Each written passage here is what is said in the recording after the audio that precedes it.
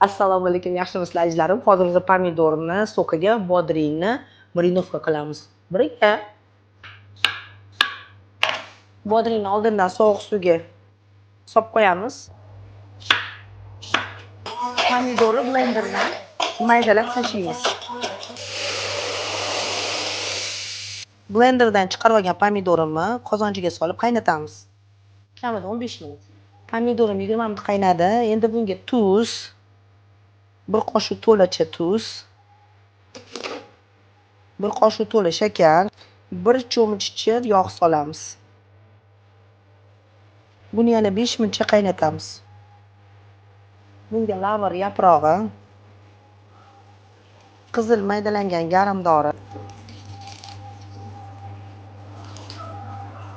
bodringni suvdan chiqarib oldikda, pomidor so'qqa tashlaymiz.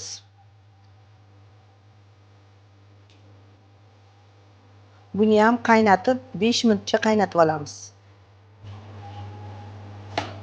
Chesnokni to'g'rab oldik, javnaqa mayda to'g'ramaymiz. Buni ham sovuramiz. Oxirida 1 qoshiq to'la osh qoshiqda uksus. Bismillahirrohmanirrohim. Endi buni bankaga solamiz.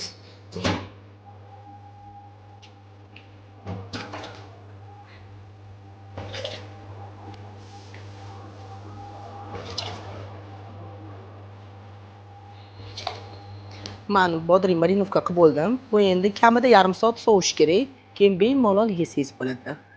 Marinovkaga qo'ydik. Mana bodringim tayyor bo'ldi. Bismillahirrohmanirrohim. Voy, bu chiroyliligini qarang. Voy.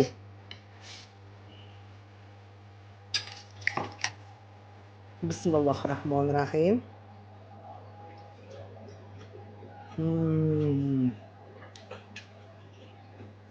Mazasiga gap yo'q.